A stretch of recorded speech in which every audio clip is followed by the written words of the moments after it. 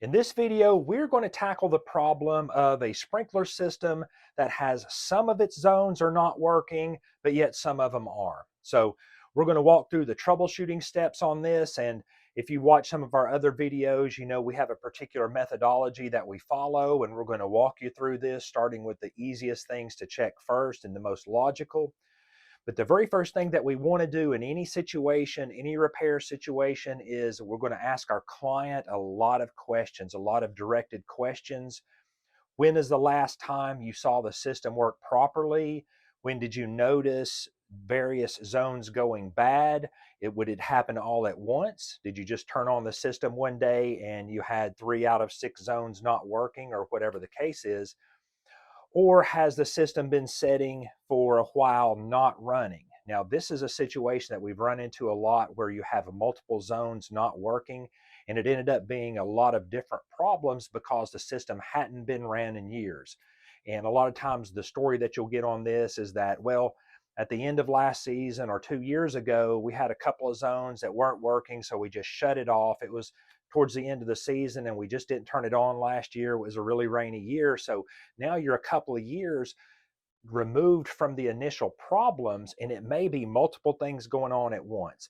Now, it's hard to troubleshoot for multiple problems happening at once, but you need to understand a lot of times that is the situation. But we're going to start from the beginning and walk through our troubleshooting process, and hopefully we'll eliminate everything that could be centrally wrong before we get to the valves. The first thing that we want to do in any repair scenario, I mean, most of the common repair scenarios anyway, is to do a timer troubleshoot. Now, we have a separate video just on this. I've got a link below to that. I would go through there and just do a standard timer troubleshoot on this. Of course, you would really want to pay attention to the zones that aren't working and check your voltage with your multimeter on that zone, and also check your other terminals while that zone is running. Then advance to the next zone that's not running and check all of your terminals and everything, and make sure that it's not the timer that's malfunctioning. You kind of see that a lot sometimes if there's multiple zones not working. But if there are numbers that are back to back, let's say zones 5, 6, and 7 aren't working, well, let's open the face of the timer and see if we have a modular timer. It may be that if you have a couple of zones next to each other in number, then maybe it's a module that has gone bad. So we want to, of course, check that. We would find it on the timer troubleshoot if all of the voltages are off on that particular module. But before we go and replace the module, let's just pull the module out, take a look at it, and put it back in. Sometimes you just want to kind of pull it out of its seat and push it back in.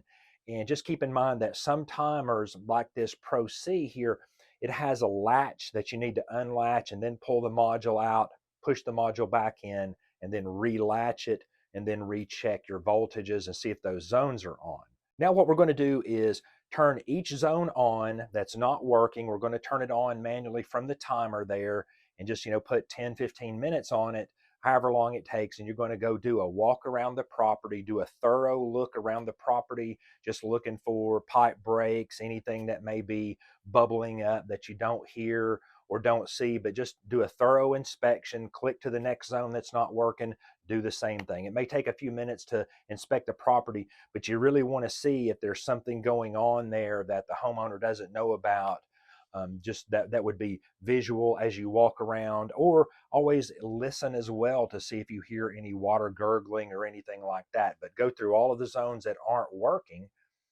And now we're going to consider the property and the layout of the system. We're going to get a little more technical now because we need to start thinking about what's underground and how the system may have been laid out initially. And we want to look at two things. What is the probable path of the main line as it goes around the property?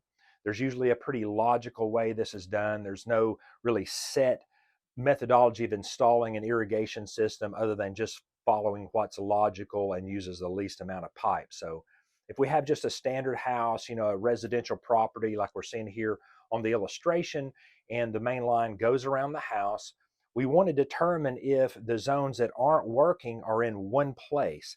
Let's say all of the front yard is on, but the side and the backyard isn't on.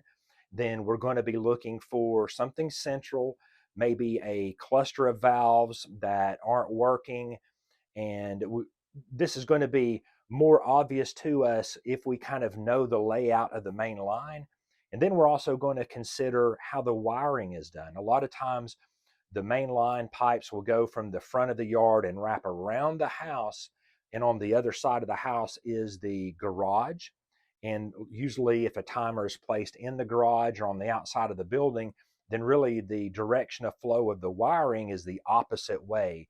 The main line may go this way around the house, and then the wiring come back around here. And this is kind of important for us to be thinking about the flow and how something may have impacted this. If you have a whole section of the yard that isn't working, then we want to check for an isolation valve, right? There may be a 6-inch valve tube in the ground that has a gate valve or a ball valve in it that isolates this part of the system. This is a lot more common in commercial systems, to where you have a very large system with maybe 1.5 inch, 2-inch or larger main line, that you would want to isolate portions of that main line so that you can do some work on it. It's not good to have to rebuild a valve and have to drain down an entire system's main line, especially if it's a big property. So look for an isolation valve. Now, if we're working with a cluster of valves that all aren't working, look at the common connection.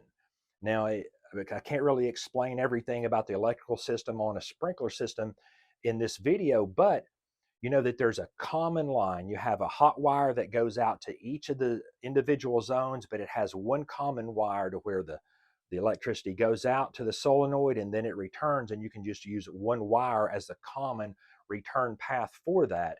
And so if we come upon a manifold or a cluster of valves that all aren't working, the first thing that you probably ought to do is check the common connections there.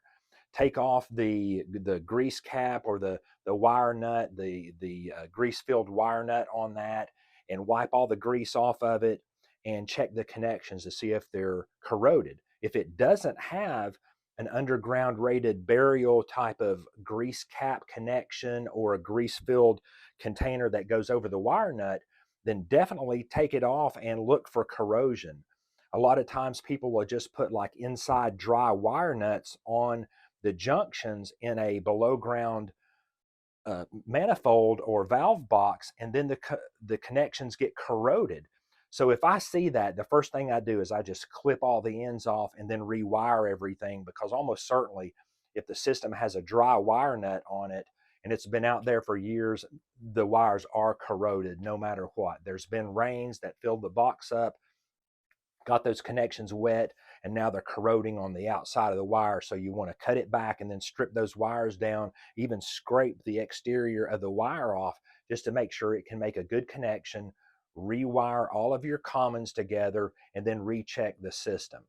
Now, if that's not it, then really what we're going to do is check each individual valve. That if you have a station master, while we're there, or if you have to go find the individual valves, this is the next step in our troubleshooting process, is that we're going to have to start addressing each of the valves that aren't working. So what I do is I have my station master, I unhook the wiring and I hook my station master up to the wires for each zone, one at a time. The station master has 18 volts, which is enough to turn on a solenoid, and you hook it up right there and check it. Click it. Does it come on? Does the valve come on? If not, then you probably have a problem with the valve. Rebuild or replace. But if all of your zones come on, all your valves come on from the station master, then we're going to want to check the wiring. So unhook all of your wires, go turn each of the bad zones on, and then come back and check the voltage at the end of your wires. Are you getting more than 17 volts on each of the wires? Now you've got to put one of your multimeter connections on the common and one on the hot wire, and then check your voltage. Do that for each of your valves. And so somewhere you're going to identify that if you're getting voltage out to all of the valves and they're not coming on, or they won't come on with your station master, then we've got individual valve problems. But if all of the valves come on with your station master and you're not getting voltage out to all of those valves, then we're going to have to look for a wire problem. You may need to get a wire tracker and or a pulsar to chase this down if it's just a breakout in the wires.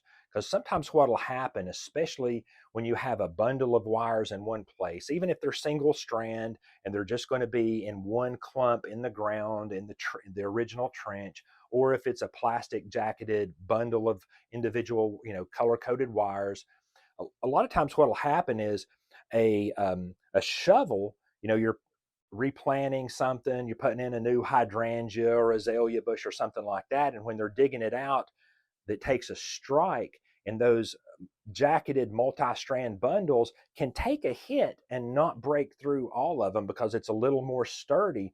But sometimes a good direct shovel hit will pierce some of the wires and not all of them. This is a little more common than you would think. So we're going to have to track this wire down and look at the common places that it may have happened, like at the edge of a bed. If that bed is trimmed down, is edged regularly, maybe the wire was kind of shallow and it's gotten hit once or more along the edge of that bed. But that's why I recommended that you think about and look at the direction of flow of the wiring as it leaves the timer and goes out to all of the valves. This may give you some indication that it's some kind of physical damage. Now, at the beginning of our appointment, we asked our customer about things that may have happened, damage to the property, maybe if they had installed some new landscape lighting or tore out some plants and put new plants in. That's a common source of damage. Or if there's been some cables dropped in the line with a vibratory plow, like a phone line or a coaxial cable TV wire or fiber optic or something like that. That's notorious for harming irrigation systems. So we'd want to look for evidence of that and start digging around that area. So we're going to figure out if it's a damage there, and this is really one of our last places to look. Now, if the zones that aren't working aren't in a clump, say the backyard or something, then it's probably not going to be the main line. But if all your front zones are working and the side and the back or just the back isn't working, then there may be damage to that main irrigation pipe as it goes around the house and goes to that bundle of or that grouping of valves or manifold or whatever you've got.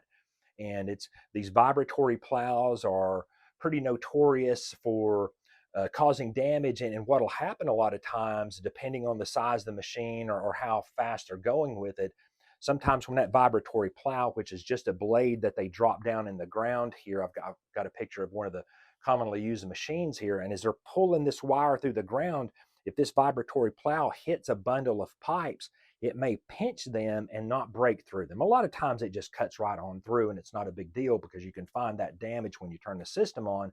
But if it crimps those pipes and doesn't break through, the operator will feel that the machine is caught on something and think, well, that's a big root.